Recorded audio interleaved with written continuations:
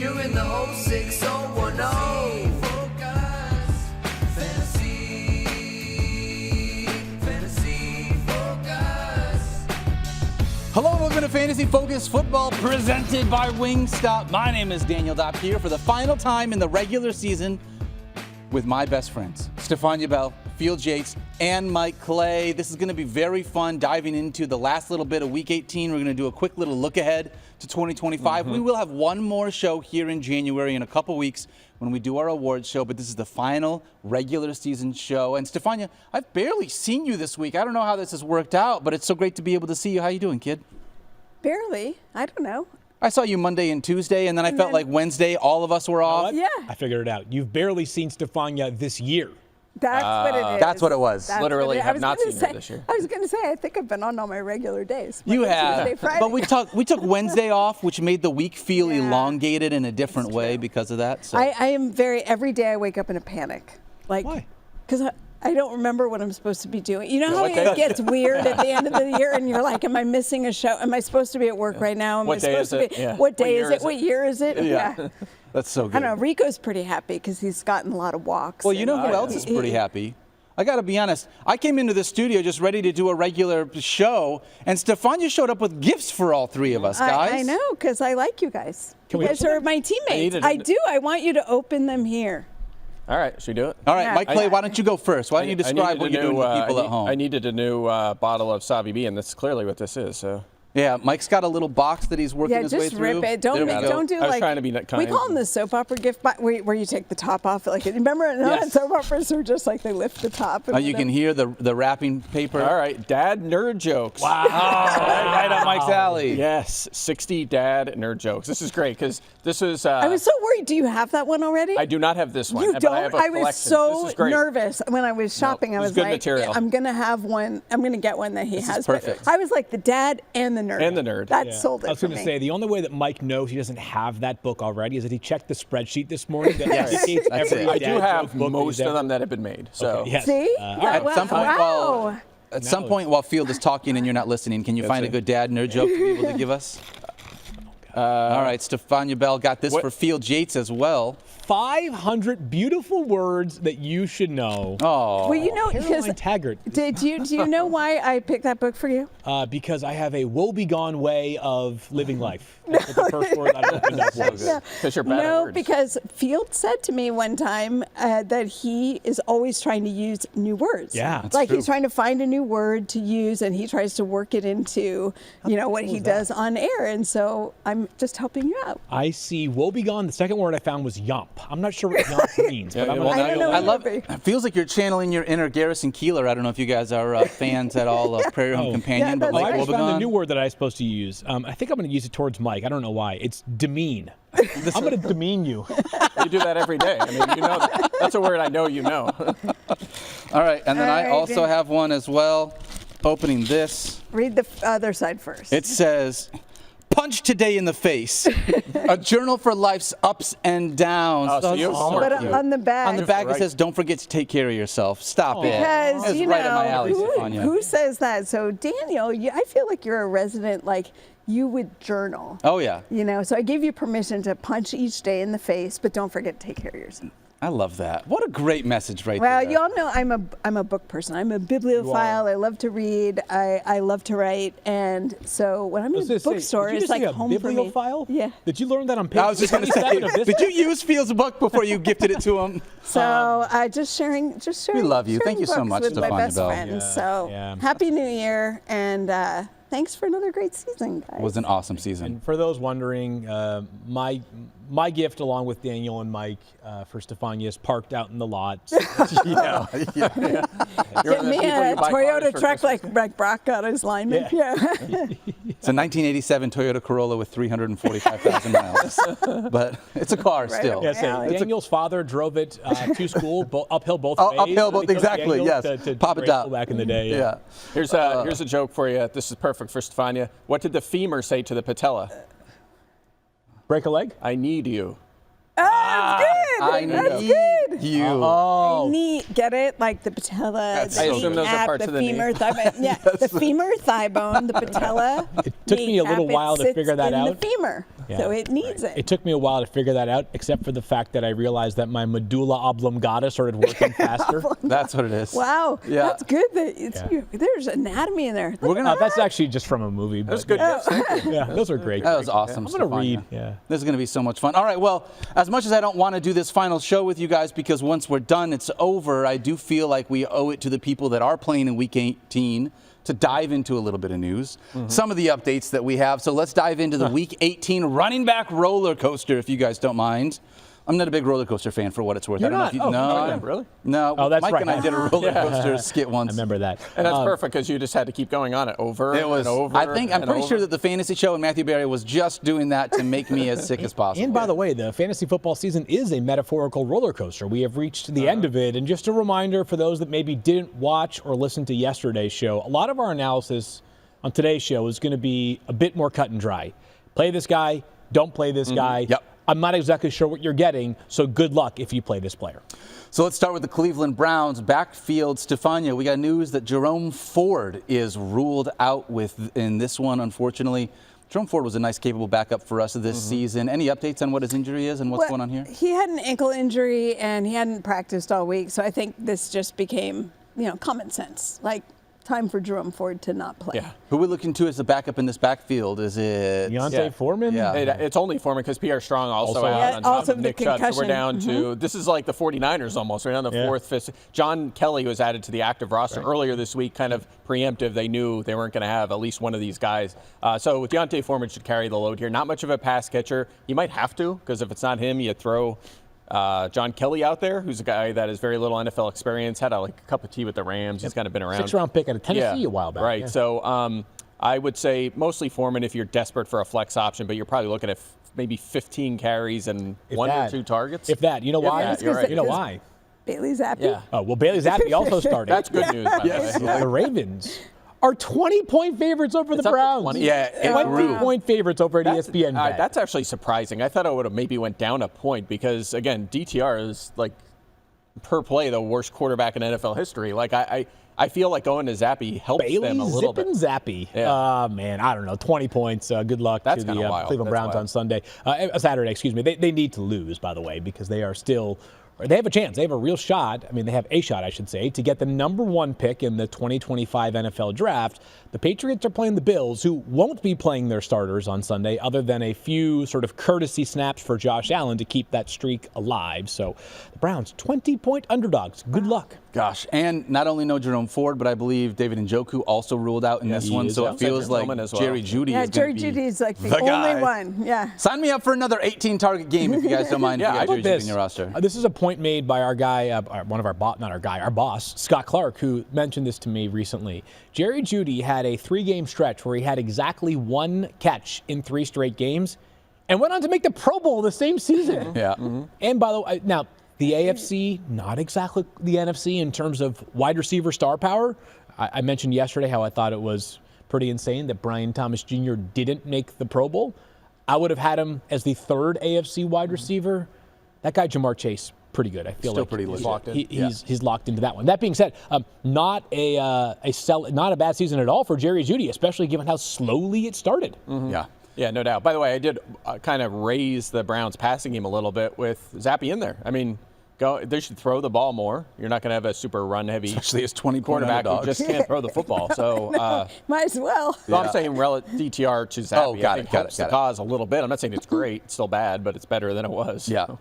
All right, let's move on and keep talking a couple other running backs here. Alvin Kamara, we're waiting to figure out what's going on here with the Saints team, but he did not practice on Thursday. Stephania, any idea? Yeah, I think, for Alvin Kamara, he wanted to try to come back from this adductor strain, groin injury. And I think they've left it open as a possibility, but the reality is it does not sound like he'll be back Is this this week. one of He has those- not been practicing. Why bother? Is this a potential Well, I Alvin think Kamara's that's- last game? And I think that's why, the thing is you wait until it gets to week 18, then you go, okay. Why Okay. I think when there were options, remember they were talking about Derek Carr was going to try and come back and play. They've had Chris Olave practicing, which I think has been really good for him, but he's not going to come back. And Alvin Kamara now, another one who's unlikely to return this week. he's in the James Conner boat, Daniel. He did an extension earlier this offseason, or earlier this season, I should say, for 2 more years. So Kamara he's probably one of the very few things you can count on being around next year in New Orleans, as they are about to undergo significant change. A lot of change within that organization. Yeah, no doubt. Clyde Edwards-Helaire, he's probably the guy that's going to get a long look. You're not going to have Kendre Miller if Kamara doesn't go. And Kamara is an odd one because the report was that he went into the office and said, I want to play in Week 18.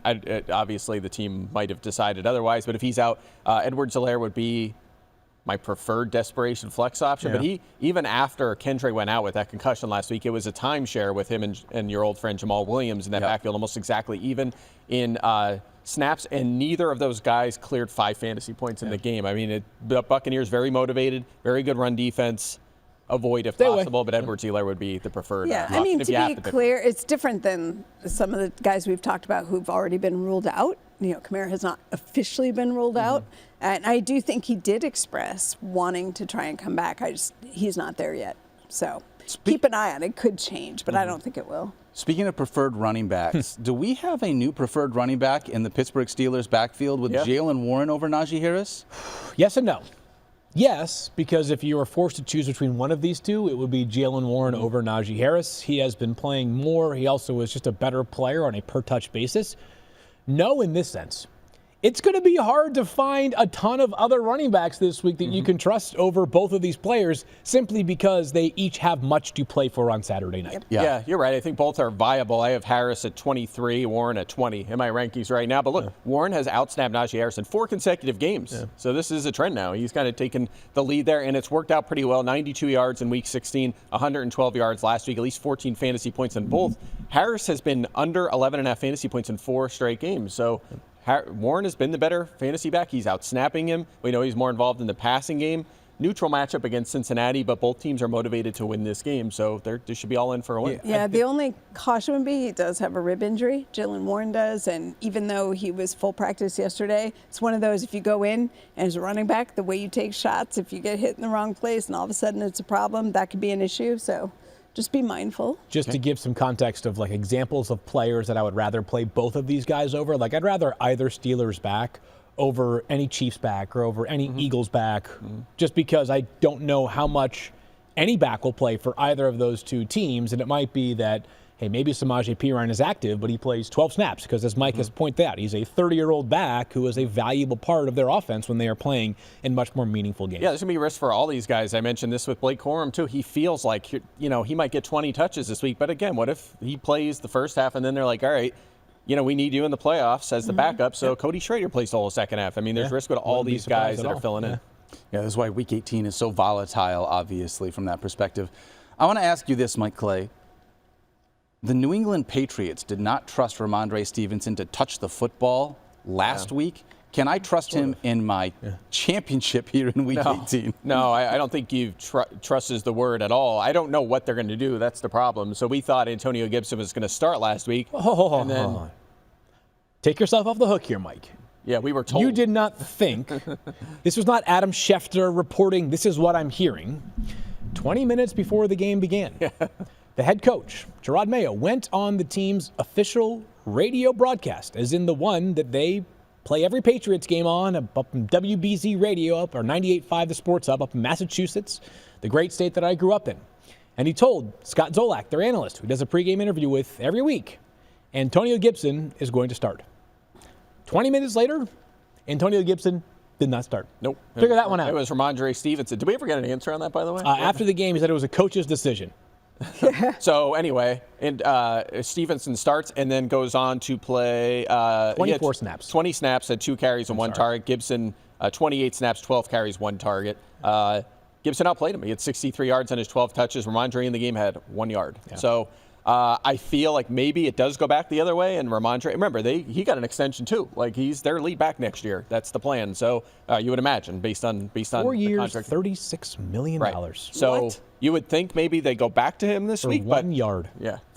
How do you give a 4-year, $36 million extension to a guy that you give the football to twice for 1 yard. Yeah, and also It's an interesting organization right now. it sure is. And even if he is the lead back again, he's been under 13 fantasy points in 7 straight games. So it hasn't been working anyway. Yeah, that the doesn't one feel good. thing that gives you hope for both backs potentially is the Bills are going to rest guys in this game. So running against backups throughout this game is probably going to be a quick moving, run heavy game. Maybe that benefits these guys, but both are just fit this category of risky flex options. So I don't, and Mike just used the word risky. I think it's appropriate for this reason. The Patriots, as things presently stand, have the number 1 pick in the 2025 NFL Draft. What do you believe is more valuable? Getting a token win in Week 18 where you improve to 4-13 and fall to the 5th pick in the draft?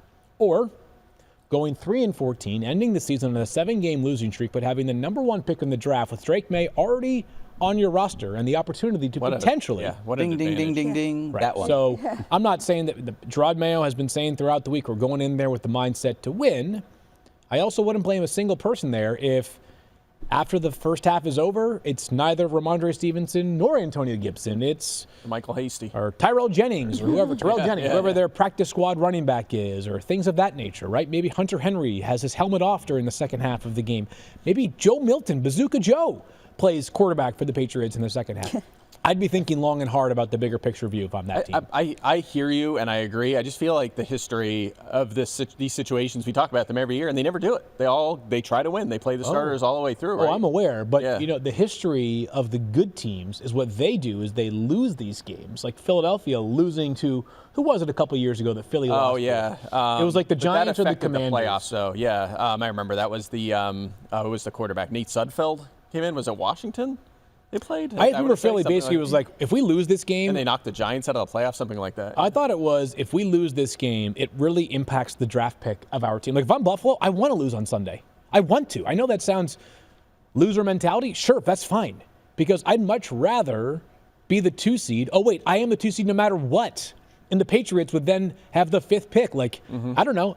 They got a long ways to go to the Patriots, but wouldn't you rather the Patriots not have the option to potentially turn pick number 1 into like, not a Bryce Young type package, but at least like 1 turns into 5 and 36 and like maybe an extra second next year too? That's such an interesting thought because it feels like, from a business perspective, is it always better to win, or is it sometimes better to lose the battle in order to win the war farther on down the line? But I just What you said there. and I agree with this, and I think we all agree in general, and the owner of the teams might agree, but it just never works out that way. These For what teams it's always- Oh, they should make it work out on Sunday. That's my thought. I will say this last thing to close this out. I know that Gerard Mayo said all of these things, but his coach speak index is so low after that Ramondre Stevenson thing from last week that I don't know how to trust anything that he says for Week 18 for what it's worth. Speaking of trusting in Week 18, Stephania Bell, we got a couple of Titans running backs. Tajay Spears has been dealing with concussion, unfortunately. Still in the concussion protocol? Yes, still not practicing, so He's it's out. not looking good for him. You've I'm pretty zeroed sure him he's out from been the rolled out. projections? I'm pretty sure he was rolled out. Okay. Yeah.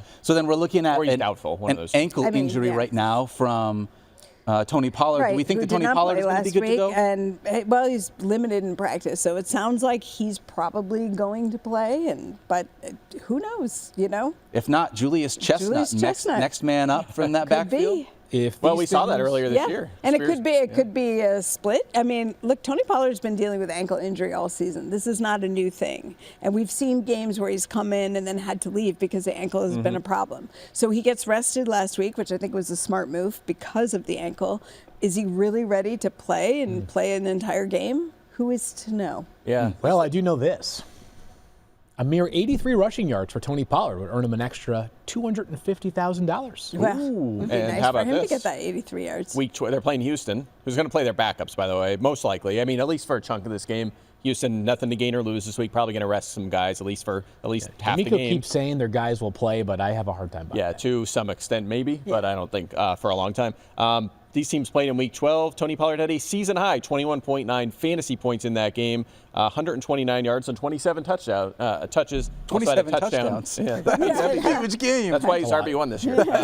Yeah, so he did have a good game, and when Spears has been out, Pollard has been the clear. Like they haven't trusted the other guys. It's been all Tony Pollard. So it gives me hope, especially with the landscape of running back this week. With so many guys out, I feel like if you have him and he's active, you're starting. That line right there, that slip by Mike, reminds me of one of my old favorite bits from Kenny Mayne, where he'd be doing like a baseball highlight, and some Mariners outfielder, he'd be like, "Yeah, there you go. That's Edgar Martinez's 27th home run." Not of the game. That would be a record. I love his dry humor. Yeah. Yeah. Kenny's and who's got better, or who has? Better than Kenny Mayne. Nobody. Yeah, he's Best, great. yeah.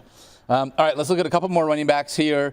Panthers. Obviously, we know they're going to be without Chuba Hubbard. The guy that we've mentioned in the ether a handful of times when we're talking about this Panthers backfield, Raheem Blackshear. Get away. Well, not anymore. Field. Yeah. I mean, Miles Sanders is going to play in this Yeah, game. that's right. They And- talked to him about it. Yeah, and you know what? He should be very motivated because he's not like, it's not like we're talking about 33-year-old Miles Sanders. How old I is he? still believe 27 or about to turn 28. And that He's means not old yet, looking- but he will be soon. Yeah, well, he's looking for, like, at that age, you're looking for a contract in the offseason, you know, and an opportunity. So this is a big moment for him. When he played earlier this season behind Hubbard, did not clear 10 touches or 46 yards in 10 games. He has one game with more than 11.8 fantasy points since joining the Panthers. It just going from that Eagles O-line to Carolina has not worked out for him at all. Yeah. Very tough matchup against Atlanta. They've only allowed 5 touchdowns to running backs this season. They're very motivated to win. They have to win to make the playoffs and need help as well. So I don't feel great about it, but I do think he'll come in off IR, lead this backfield, maybe a 15-touch guy. There's opportunities here if you need a flex option, but I would be, cautious. I just have Yeah, I was going to say he just came. I'm sorry. No, you go first. raised You go your first. hand No, and no, I jumped in Stephania, front, that's all but right. Please. He did just get designated to return off IR, so he really hasn't been doing football stuff for a while. And I just wondered, conditioning-wise, I don't think he's ready to do a full workload. I mean, he just did team drills, a little bit of practice yesterday. So whether he might be named the starter, but we'll see. I mean, 15 touches still seems like a lot for a guy who hasn't been doing anything coming off an ankle injury. I know he wants to get out there. I mean, that's pretty clear that he wants to get out there and make a bit of a statement. But I would just say not sure what conditioning will allow for Yeah, him. I think that's probably his ceiling. I have him projected for 9 fantasy points, ranked 32nd. So we're talking about a deep league flex option here. Context. But again, beggars can't be choosers in week 18. That's right. So there's very few running backs. Can you imagine putting your available. championship hopes on Miles Sanders? Which, once upon a time, that seemed like a really good idea. People are going to start Carson Steele this week. I know. It's that kind of situation. Can I ask what happened? Like, we watched Chuba Hubbard be really good as the running back of this Carolina Panthers team. Miles Sanders came over and was supposedly a really good running back for your Philadelphia Eagles. Was this the case that he really actually wasn't as good as we saw, and it was just the O-line in Philadelphia being able to help carry him? In my scouting days, we used to talk about this all the time, is the difference between running backs is what do the running backs get in terms, or what yards does a running back get on account of his own ability versus what yards does a running back get based off of the blocking in front of him. Yep. And I think that Miles Sanders really thrived off of elite blocking in Philadelphia. I mean, Saquon Barkley is otherworldly talented. He'd also be the first one to tell you, I'm running with, I got a 4-lane highway in front of me as opposed to a traffic jam playing behind that Giants offensive line. It's not a slight, people. It's a matter of fact. So I think that Miles Sanders probably, and we're seeing this to a degree in Chicago with DeAndre Swift, looks a lot better when you've got a great ecosystem blocking for you as opposed to, and Carolina's offensive line has been very good this year, but it was not nearly as good last year. Part of the reason why they spent all that money on Damian Lewis and Robert Hunt this offseason. So, and Chuba, I think, has a higher skill set. He's a very, very good runner. He's a tough, determined, physical runner despite his relatively modest stature. Yeah, I think that it's a kind of a buzzy thing that's been going on. It's kind of been quiet the last couple of years, but running backs don't matter. I think that oftentimes they're so similar in terms of ability. There's very few that kind of separate themselves from everyone else and actually make a difference, like a Saquon Barkley or a Christian McCaffrey. I feel like Ken Walker's one of those guys too. Guys that Bijan, guys that kind of actually make a difference, and everyone else is kind of similar. And then it comes down to things like you just said, that you kind of separate yourself. That's why you see guys who are like, why is this guy playing so much? Because he's a good pass blocker. And if you're not a game changer as a rusher or pass catcher, that really matters to coaches. So I think that's kind of the problem. Sanders did really benefit, and he's just not a guy that's really a difference maker compared to the crowd, and he benefited from the O-line in Philly. Well said. Last season in Philadelphia, he was 5th in the NFL in yards before first contact, averaging over 3 yards per carry before first contact. 2 years ago, yep. So, I mean, and by the way, you're seeing Barkley get to Exactly. it where the Eagles can't miss on O-lines. I mean, by the way, O-line. if I was a Giants fan, First off, I did not have a great season if I was a Giants fan. However, listening to other players in that locker room talk about the loss of Saquon Barkley is not really what I would want to hear. That wouldn't instill a lot of faith in my leadership. It doesn't help having all that audio and video Right. of them from Hard Knocks. Yeah, it was a The hardest part in a situation like that is, when you're a homegrown player who's highly productive, who is the definition of football character, who does a ton for the community, who's been a positive advocate for your franchise in every single way. It's other guys on the roster who are saying, if Saquon Barkley didn't do enough to earn a fair extension, what on earth do I have to do, right? So if you're some rookie corner right now, you're like, so I can play my butt off. I can be named an All-Pro, a Pro Bowl player. I can have 5 interceptions a season, and I still might not get paid. That's the scary part. That's the reason why these, contracts are often judged by how they turn out, but sometimes you got to do them just to set the right message to the rest of the locker room, right? Yeah. There's an example of that too, which is Derrick Henry in Tennessee. I remember when he was coming up that first time and he was due for the big extension in Tennessee, there was like, do they not pay the running back and invest elsewhere and and it was like, man, but he's so well loved and a good dude, and like it's just a core piece of this franchise, the best jersey sell, like all these things, and they did it, and it was the right move because he is a difference maker at running back. There again, I don't think I'm kind of in the camp of not over-investing in running back, but there are guys that are worth it, that actually matter, that make a difference, and we're seeing that with you kind of know Caffrey, it when Barkley, you see him Henry, too, right? Like, Yeah, I think agree the error, 100%. The error of the ways has often been paying running backs where it's like you just paid an average running back very good money. Yeah, it's like I know there's guys like DeAndre Swift. Like all due respect to him, he's a perfectly fine running back, but spending a lot of cap space on him and in long-term investment, it's different than doing it for like Saquon Barkley. That's why I love Howie Roseman, because he knows what he's doing. He wasn't going to pay Sanders or Swift, but he would pay Saquon Barkley. Yeah. But it's interesting because Carolina did pay Sanders.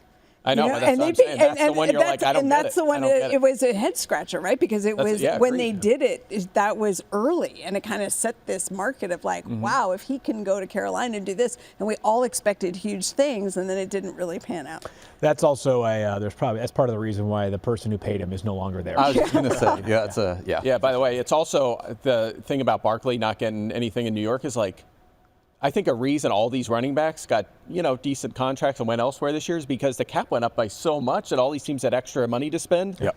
And some teams took advantage, and then you have the Giants. I think that some teams were willing to pull the. I mean, you guys know that I have a soapbox about this, but I think it was also when they saw Saquon go and get paid. There was a little bit of the FOMO thing, and you had the right guys moving on. You had the Derrick Henrys. You had Tony Pollard, who gets another chance with a new team. Some of these fresh starts where they were like, okay, this guy in our system, we can pay this money, and we'll be able to do X, Y, and Z. Yeah. The funny part about running backs, though, is sort of the fundamental difference is that, like, we're talking about these guys getting paid, and it's like, oh, Saquon Barkley is this unbelievable difference-making running back who got paid a ton of money, and he now makes Cole Kmet money. Oh, right. So you're like, that's and that's not a slight at Cole. It's just a reality of like. We had the graphic. I mean, you look at Christian McCaffrey, who's got the best contract of running backs, but when you look at where they are the next to the last in terms of what they make financially of all positions. Is it punters last? Punters are last. And look, the players in the trenches deserve to get paid. We've seen a huge boost there, but they way surpass what the running backs make. Yep. That's a tough one. Anyways, J.K. Dobbins is going to be a free agent this offseason. Let's talk about him. J.K. Dobbins, Stephania Bell. We're going to have J.K. Dobbins back in our lineups here in Week 18? He's back last week. Yeah, J.K. Dobbins. He was back. Okay. Yeah, I remember he was in your lineup. Yeah, J.K. Dobbins is already back.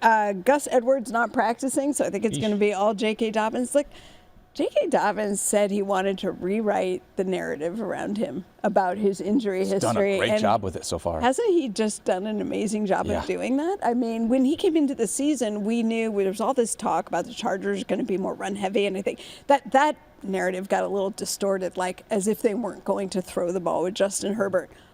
But they did have this really strong ground game, and J.K. Dobbins was able to provide the amount of work that they were looking for. I honestly wasn't sure that he could handle the volume coming off this second major injury, but he did it. And the only reason he was out for a few weeks was it was a new injury. It was an MCL injury to the same knee where he tore his ACL. So it was the smart move to sit him out, but it wasn't the result. In other words, that was a contact injury that led to that. It wasn't the result of a breakdown related to the two prior things. Yeah. I feel like I'm just curious how you guys feel, and this is less of a JK conversation. If I have J.K. Dobbins, I'm starting him here in Week 18. Yeah. 58 yards away from a $150,000 incentive. Buy. Really? Let's Love that. get it for him. Come on now. How do you He's feel earned about this Chargers team, first year under Jim Harbaugh? Because we came in saying a couple of different things where it's like, you know what, I don't know, do we really feel like we're going to see this quarterback who is a superstar throw the ball enough to be fantasy relevant? And it turns out Justin Herbert not only has been really good this year, Ladd McConkey took a huge step as a rookie, and then J.K. Dobbins being able to do the things that he did. Like, I'm really impressed with Harbaugh's first year. The guy is money in the bank. It's what he does. He wins football games no matter where he is. University of San Diego, Stanford, Michigan, San Francisco, Los Angeles. But I think as far as the fantasy side is concerned, I actually think the analysis was fairly on the mark because beginning of this season, they hardly threw the football. On top of that, while Justin Herbert is an alien, and He he's was been also playing, hurt at the start of the year. I mean, I think that. but I also that played think by into it. design they really wanted to they wanted to impose their will early in the season. On top of that, Justin Herbert has been amazing in real life. For fantasy, he's been solid. But yeah. Is the upside anywhere close? I mean, solid as in QB2. I mean, he hasn't really been startable. Whoa. Whoa. What? I mean, No, that's some slander. it depends what solid is. Are we talking about a solid starter or like No, I mean, a he's been serviceable solid. like fill-in? What I was going to say is that like he doesn't have elite upside. He hasn't had elite upside this Right. year. Does He's not, had some good games, but Yeah, it's not exactly, like like, oh man, you guys missed the mark and he's QB4 for No, the season. that's what I'm he's saying that I think we're quarterback. on target. Like Yeah, he's a what's he QB2. like? He was a QB2 most of the year. Yeah. I agree. What's he for the season, Daniel? Do you know? Can you pull that I up? can tell you right now. I was just looking to see how many games over 17 and a half fantasy. 1, 2, It's gotta be like 3, 15th 4, 5, in 6, points 7. per game or 7 games over 17 and a half fantasy points. 6 of those games were over 19 and a half fantasy points for Yeah, what so it's But worth. still, yeah. Not that good. Wow. Very average. Mike, you've got a numbers. high bar. But I would say like Justin Herbert as a quarterback for the Chargers has Outstanding, been yeah. unbelievable. And like to me, his trajectory over the course of the season has been really interesting to watch. So he comes in hurt. He's got the plantar fascia issue. He really can't practice much in training camp because he can't throw. He's limping, around. He was in a boot. He was away. So building that whole chemistry between him and the coach and the receivers and look, when I was there at training camp, we didn't know who was going to play. DJ Chark was acting like wide receiver 1, and we haven't even seen him in the course of the regular season. Really, it's been everybody else. Everybody was banged up when I was there. The running backs were being limited. I don't think they totally knew how their offense was going to look. They had a plan. We knew they were going to hit the ground running. Yep. But whether that was going to shake out, I don't think even Jim Harbaugh, no matter what he says, could have predicted that everything would gel and they would be able to utilize this passing offense the way that they have, that Ladd McConkey would rise up, that Justin Herbert, to me, I've followed Justin Herbert enough from going to training camp, just kind of paying attention to him closely. This is a different guy. This is the Jim Harbaugh effect. There is a confidence in Justin Herbert's play that did not exist before. I think he is different, and it'll be interesting coming into next year. We'll see how they finish up. I don't think for fantasy purposes he's going to change that much, but what if they start the season where they're leaving off this year with Higgins? Yes. Well, honestly. I mean, but honestly, like with that passing offense gelling and totally in sync, are we looking at them differently for fantasy purposes? Yeah. Oh yeah, next year? for sure. Potentially Quarterback- new wide receiver. 13 for what it's There worth you go. on the season. Yeah, QB so 13. So Good you- QB2, yeah. Yeah. I said solid. Mike took me to task. Well, I didn't want to confuse people like he was a solid starter. I think again that was fair enough. Look. If we get a player right on the money with analysis, we got to talk about that because it's so hard to nail these guys. Remember when you did your projection for Kyler Murray's rookie year stats? Yes. And you had his rushing yards within like 1.5 It was yards. like his whole stat line: passing yards, touchdowns, interceptions, yards was like identical. Yeah, the irony was, or the funny part of it was, he criticized it before the season. Oh my God. Yeah, it was Matthew. Matthew interviewed him, and he was like upset. He was like legit angry about the projection that it was too low, and then it was like almost exactly within a few yards of each other. Almost, there's an expression for these kind of moments. If you come at the king, you best not miss. You best not miss. Kyler learned the hard way. Don't come at the king, Mike Clay. All right, one more. One quick note on this game. The Chargers are one of the few teams whose will they be motivated to win depends on Happens earlier in it the can be day. affected Yeah. by what happens previously in the week. The Steelers play Saturday. Right. If they win that game, the Chargers have nothing to gain or lose. Their seed's locked in. And Jim Harbaugh kind of kept it open-ended on if they're going to rest guys. That usually means that they will rest some guys. So Yep. Herbert, J.K. Dobbins, McConkey, these guys might not play the full game or at all on Sunday, but we won't know until Saturday because if the Steelers lose, which they may, they're playing the Bengals, right? So They are. Bengals very Saturday motivated. night, yeah. If the Bengals win that game, then the Chargers can move up a spot in the seeding, and then they're more motivated to win. Before we keep move that on in from mind. the Chargers, Okay. I posted this yesterday. Field needs to clear his calendar for January 10th. They're having a Jim Harbaugh lookalike contest. Oh, God. I'll be there. You need to go because I was like, a young Jim Harbaugh, I can see the resemblance, and he's got to go and do his impression. I think Field does the contest and wins the jersey giveaway. Fine, someone fly me to LA if Yeah. you must Yeah. for a couple of days in I would do January it. when I it's would going do to be it 12 just to see him degrees here. standing next to Jim Harbaugh. I'm in. And doing it. I think we need should one do more it. Jim Harbaugh impression before we go out here in the regular season. Was there? Wait, here, Yes. I'll ask you a question. Jim, are you going to play your players on Sunday? You're going to play the starters? Well, the thing about Justin is, Justin loves to play football. And when you have a game and you're presented the opportunity, and it's the greatest blessing to have the opportunity. Football is the best team sport in the world. And when you have a guy who loves to play, you just got to focus and bring the energy. As you guys know, I'm not a doctor, I'm not medically qualified to talk about these things. But if he's healthy and good enough to go, Thanks, Coach. That's it. That's it. Thank you. I love it. A whole lot of nothing, and the guys go nuts. This is the part I can't leave it just yet. When I was there, I was asking players, DJ Chark was saying he wanted to go there because of Jim Harbaugh, and I'm still, because for media, he can be so frustrating, right? He doesn't give you the answers to say thing. You're thinking, what's he talking about? I'm thinking, how does he relate to the younger? Obviously, he worked at Michigan. But they love him. They were talking about how they couldn't wait to play for him. I don't get it. I really don't. But something happens in there. can we ask DJ that question again now since he's been a total non-factor for the team? I still think he likes being there. Yeah. I like being in LA too. Yeah. I want to Those say taxes. this. I'll just be really quick about this, and then we'll move on. The last thing, but I Why? feel like when I'm Why be thinking quick? about, It's week I'm so 18. sorry. Who cares? When I'm looking at Justin Herbert, I feel like it's just recency bias for me in thinking they had a better season than what Mike is describing.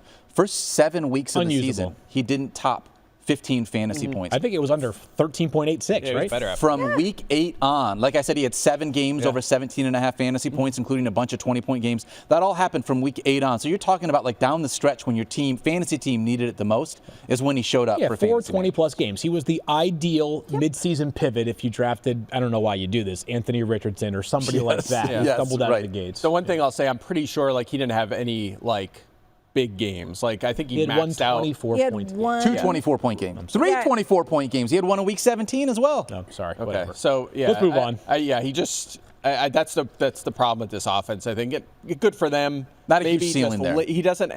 Remember, we're thinking about this guy like #1 dynasty quarterback a couple years ago. This is a guy we thought was going to be the guy in fantasy. It's not going to be there for a while. It's just not. You know who's been the guy in the Raiders' backfield the last couple of weeks? Amir freaking Abdullah. Over 17 fantasy points in 3 straight games. Last week was his first game ever in his career to hit 100 rushing yards. And again, this is what I said last week, Field, when we were talking about this.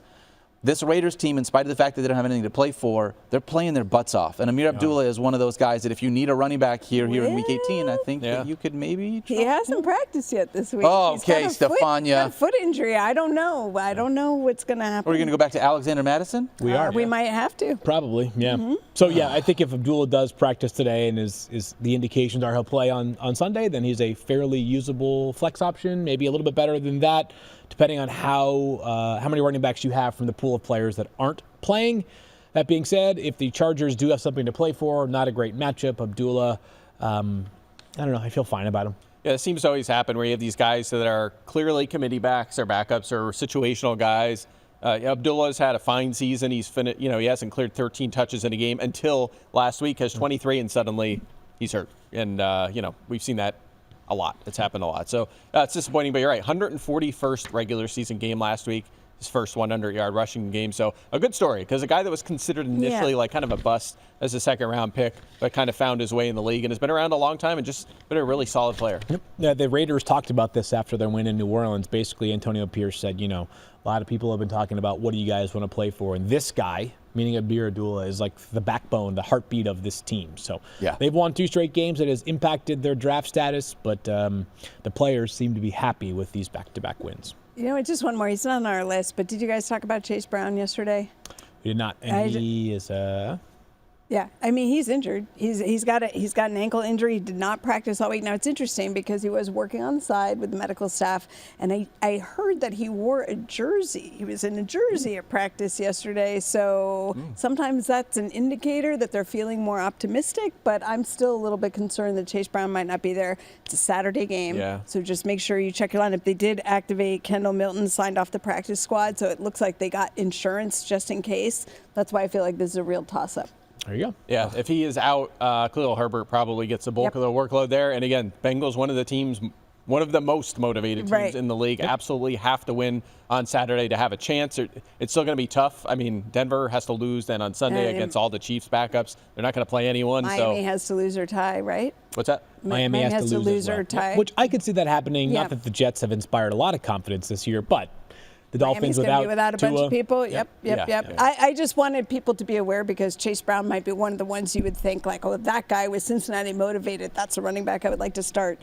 Just make sure that he's playing. Can't wait to watch Tyrod Taylor lead the Jets to a victory over the Miami Dolphins. I think that'll be very fun. The Jets just announced their team awards for the season, and the Good Guy Award was given to Tyrod Taylor.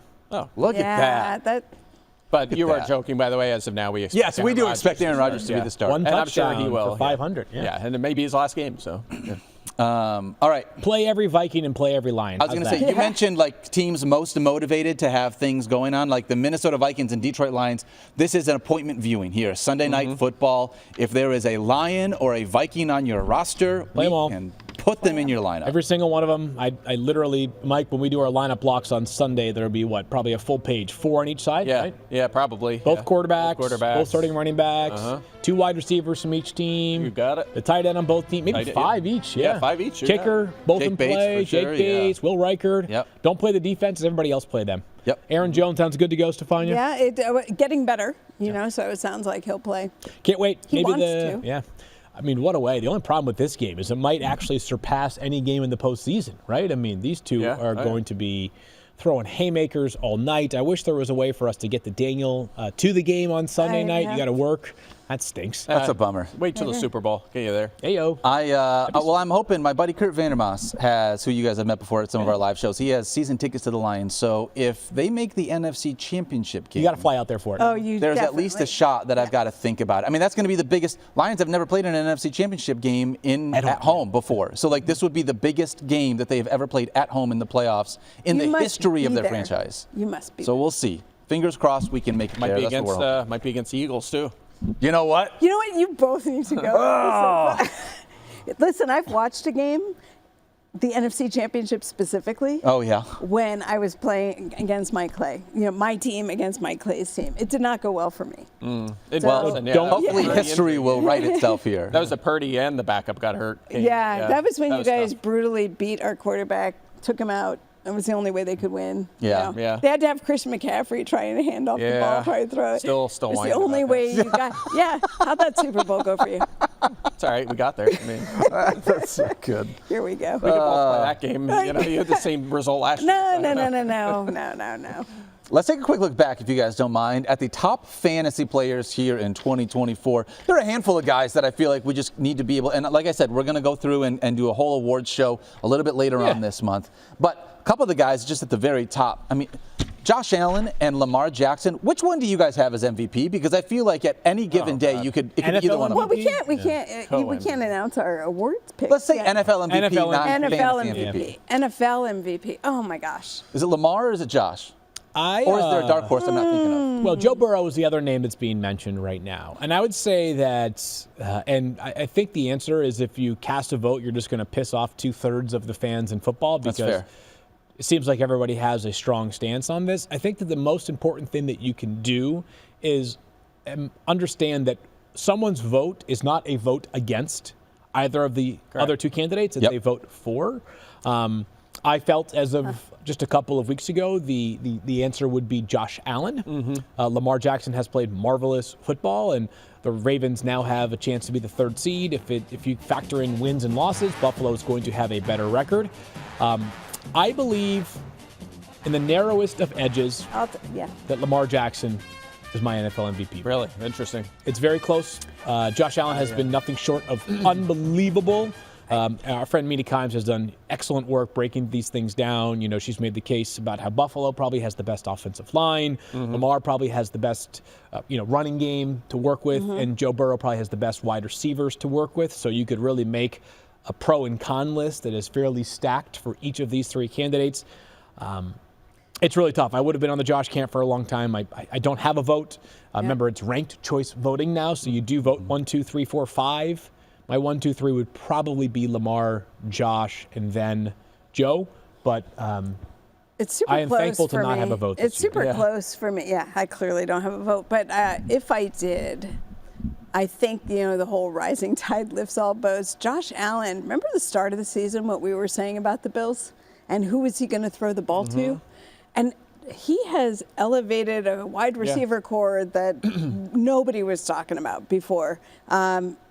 What he has done to me in that spirit of the MVP, how he has lifted everyone around him and made everyone better to the point where they are contending in the way that they are.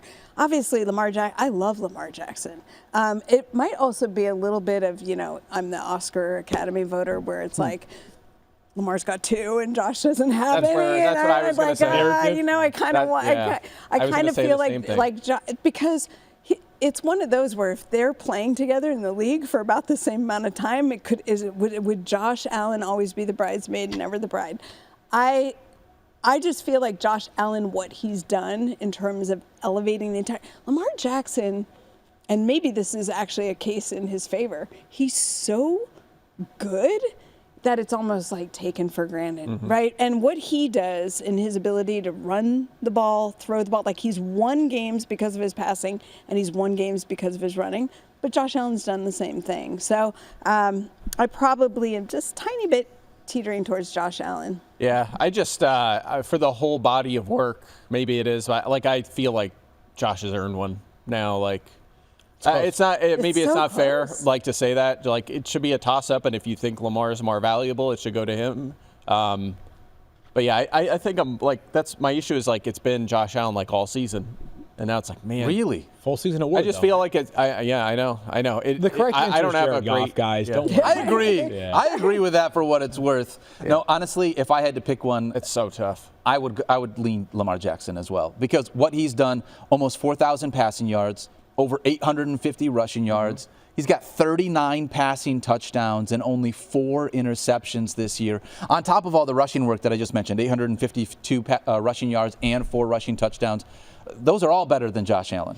Josh Allen did it with a broken hand. Josh Allen, and he did it, and I will agree with too. this. He did it with, I think, a lesser supporting cast. That's the part that tips the scale for me. Yes because and no, I don't know that I buy that. That offensive lesser line, supporting cast? That's the best offensive line, arguably, in the NFL. In the AFC, Philadelphia obviously has a very strong one. They had I think they may have played close to the fewest combinations of offensive linemen. I believe wholeheartedly in the value of that. You're talking about the Ravens? The Bills. The Bills? Okay. James Cook led the NFL in rushing touchdowns, as you revealed to me yesterday, right?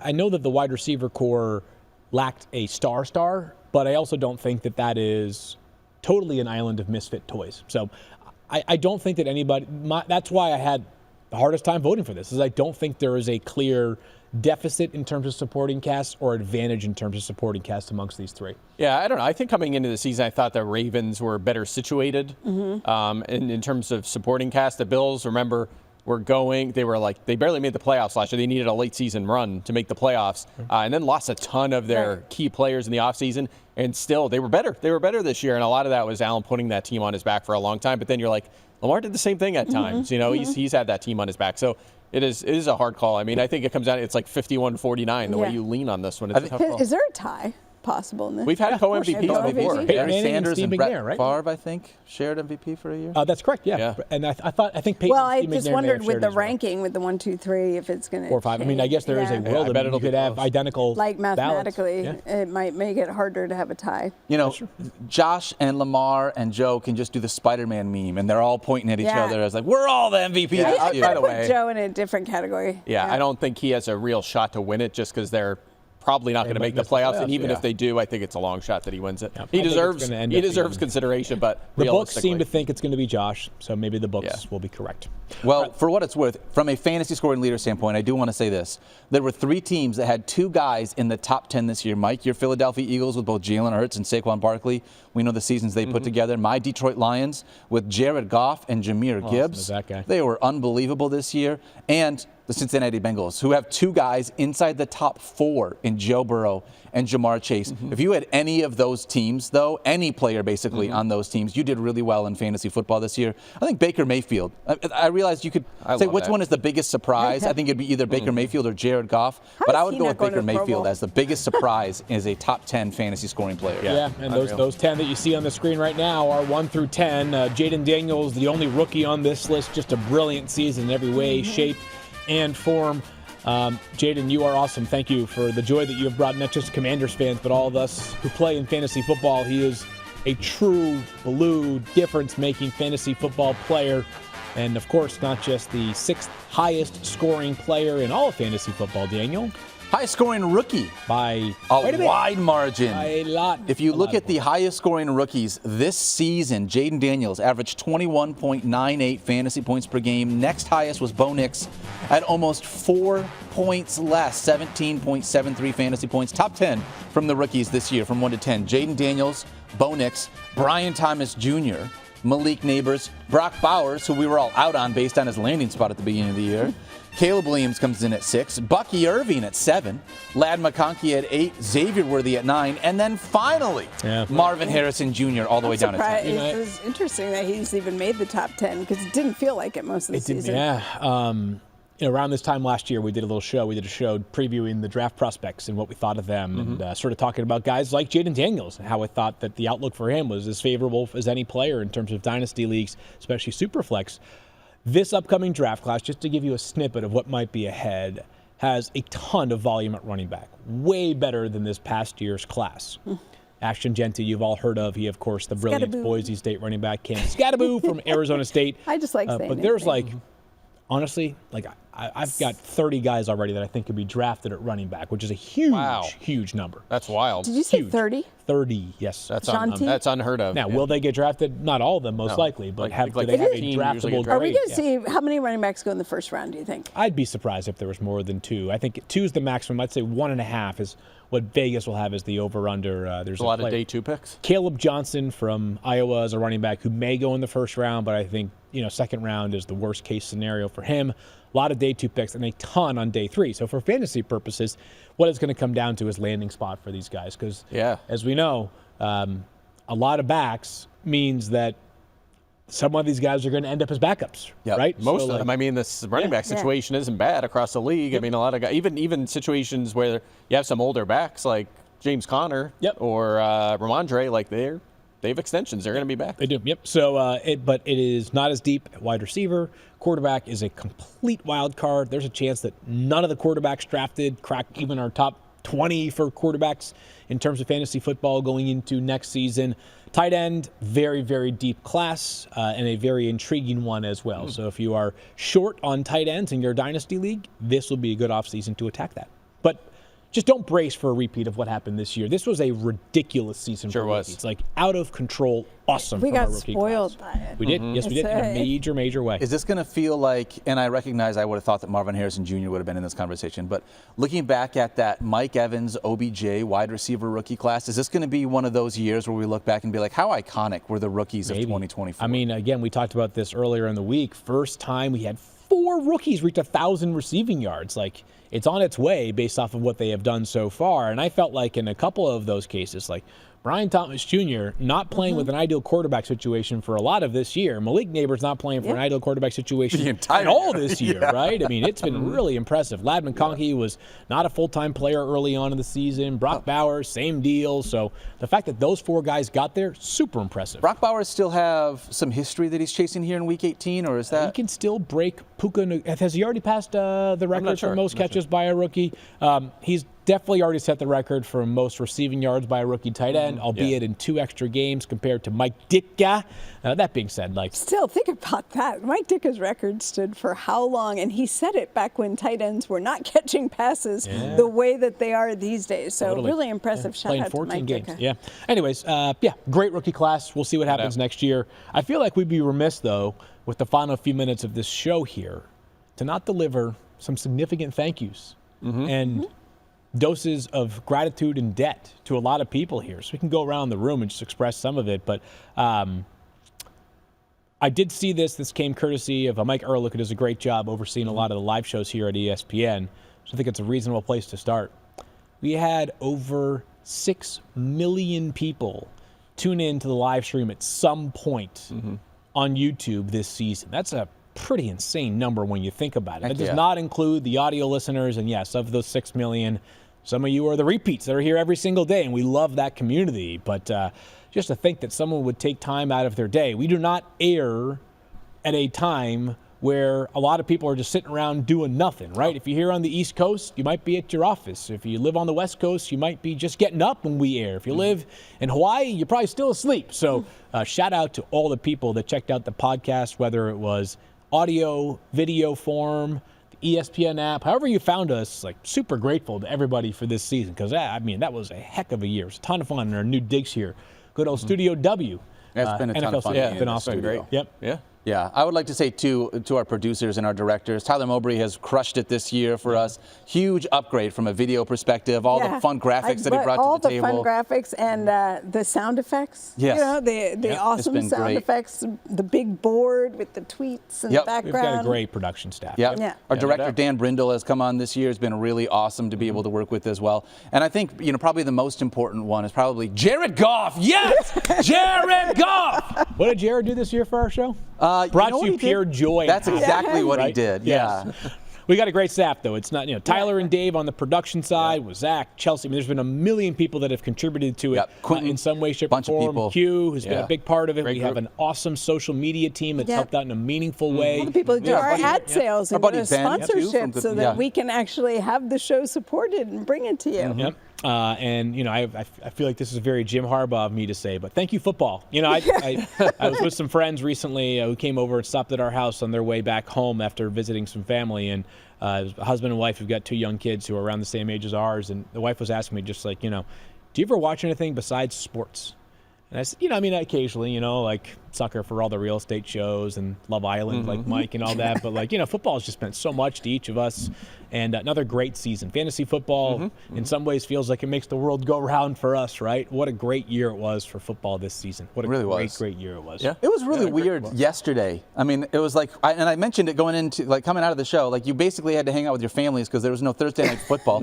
I ended up texting Field about a Celtics game, I which is kept not a thinking thing. I was missing something. What is happening? Why does Thursday night feel so Why is it so empty? different? Why is it so different? I watched 4 episodes of Pop Culture Jeopardy Oh, wow. with Colin Jost, which was great. Yeah. Another guy with Colin. great dry humor. That was entertaining. So I know this is the time where we started to catch up on our shows, but I'm like, wait, when is there Hard Knocks? I mean, people ask me the same thing, what else do you watch besides football? And I'm like, there is something football related, or I'm sure you get this too. I mean, we all know how involved Field is in the draft, so I think people are aware. But people are like, what do you do during the offseason? I'm like, you do recognize that there is no offseason in football. We're already talking about the Senior Bowl happens in January, and then you're rolling into the draft, and we're already thinking about what comes next in fantasy. Yeah, like I said yesterday, I already have a cheat sheet for next year done. I mean, you got to start somewhere, right? So I love that. An immense thanks to everybody on the show. I love working with you guys every single day. The heartbeat of the show, Daniel Dopp, Stephania, easily the smartest person on the show, and has a unique ability to bring insight to the injuries that literally nobody else on the planet can do, often replicated Never ever met to the same standard. We'd also, I think, I'll speak for all of us. Mike is the engine of ESPN Fantasy. Yeah. Like the app, the game does not exist without Mike Clay, and projections are a completely thankless job because people usually just get mad at them, but we live by them, and I have no idea how Mike is sitting there during fantasy football now, and he's like, the Titans made their backup guard inactive, and that somehow shifts Tony Pollard's projection by 0.07 points. Most people wouldn't even bother to update that. Mike does. There's a piece, and I forget who wrote this piece. Was it on Reddit? Is it on, where is it? Where was the piece that basically, like, someone went through and meticulously calculated. Oh, yeah. You followed every single projection in fantasy football over some period of time. Who would have had the best team? And the answer was clearly Mike Clay's projection. So we're very fortunate to have not just the best in the business, but the best in the business Thanks, by man. a That's lot. high praise. And you're also on the show, too. I was going to say, That's all I needed. That's all I needed. All I needed. You had like, the greatest opportunity to be like, and by the way, like we obviously have one last person to thank. Whenever Liz Lowe's is here, like she crushes it. That's what you would do. This is why we love Field, because Business. you're great at this stuff. When you started talking about people to thank, I was like, you know what? Like, I feel all the same way, but none of us are going to articulate it like Field. No, like that. because you got away with words. I should have done the Carmelo. Do you guys know what the Carmelo Anthony was back in the day? He was giving this great speech at the ESPYs. I think it was for being named College Athlete of the Year. And, I think he thanked God. I think he thanked his teammates and his coaches. At the end, he goes, and lastly, I'd like to thank myself. That's Freddie Mitchell. Remember Freddie Mitchell? I do remember that, For being so great. Yeah, so good. I love that. No, it's a Field, great for what it's show. worth, I do want to say this. Like, being able to work with you, you are as plugged in as it gets with anybody here in the NFL from that perspective. You've got an unbelievable brain. Everything that you bring to the table, not just for fantasy, but the way that you spin stuff forward from the draft perspective is absolutely unreal. And you have the best impressions out of anyone on the show. Mm-hmm. They are so good that it makes me nervous to even try impressions I because didn't I'm even afraid know they're Field gonna had be so this bad. talent. Me till this either. year. Like, why have you been keeping this from us all this time? Well, there's an olfactory factor that goes into it. It's a little bit monastic. Yes. We're going to memorize this whole book, right? He might. a word every week. He's got a, I'm telling you, it's Yeah. like a photographic memory. I've been pontificating over the post. Oh, yeah. Pontificate. You learn some words. I'll teach you how to do the cube. These are Yeah. all off-season. I know. I'm gonna. You work on the dad jokes. I'll work on the dad jokes. I already liked a couple that you pulled out of there, so I think I think we're gonna elevate the Mike dad jokes Yeah. in All right, we'll see. 2025. I'm gonna- Is you know that what your I'm New gonna Year's do? resolution? On my worksheet. I just figured this out. You know what I'm going to do is I'm going to learn all these words this offseason that nobody besides me will know, and then I'm going to use them for my fantasy analysis next year. There you go. And because no one knows what it means, at the end of the season, I'll be like, I told you before the season that Christian McCaffrey was, whatever, incongruous, and they're like, what did that mean? And it's like, oh, it meant he was the most underrated player in fantasy football. Or if he busts again, it meant stay away from this guy at all costs. Yeah. Smart. All right, last thing. I do want to say thank you to our buddy Ben Smith from Good Karma. He's been doing an awesome job being able to post a bunch of social stuff on the @FantasyFocus handle. So shout out to Ben. Thank He's been you, Ben. unbelievable this year. And last thing is, we have one final show this year. January 16th, we are doing our awards 14th, I show. thought. It is the 16th, in fact, Stephania. Okay. Okay. It's airing on the 16th. We're taping it on the 14th. Okay. Way to pull back the curtain. But you know what? Nobody tells me these things. You should have told me ahead of time. I'm going to say the 16th. So it'll be the 16th that you'll be able to watch it live. It'll be a ton of fun. Well, sort of live. But definitely check that out for our award show. We'll dive into all of our big MVPs, our biggest bust, all those different categories that we have every single week. We already voted. Some of them were tricky. Some of them were tricky. They very were tricky. a little And we tricky. we weren't like given lists to choose from. We all did it on our own. So it's going to be a lot of fun to see who voted for who and Where it was at. Yeah. And the aforementioned Liz Loza will be here, so we can give her some flowers here on that show as well for how unbelievable of a job she did this season. Are All we right. going to be decked out for the award show? I'm thinking about wearing a tuxedo shirt. Yeah? So Okay. we'll see. Well, that that sounds plays. about right. You're wearing the Lions jersey or something. You know what? If there was a year ever in my life to wear a Lions jersey as much as possible, it was this season. I hope that it continues. Obviously, you got a bunch of other really good NFC teams that we got to go through, but it's been very cool to be a Lions fan this year. All right, that's going to do it for us on the show today. Shout out to Wingstop for being our sponsor here. Go check them out. Eat some awesome wings from Wingstop. That's going to do it for us. Have fun watching Week 18. We'll see you in a couple of weeks for our award show. My name is Daniel. For Stephania, for Field, for Mike, don't forget to love each other. Be kind to yourself. You deserve it. And go punch today in the face. Go Lions! We'll see you guys.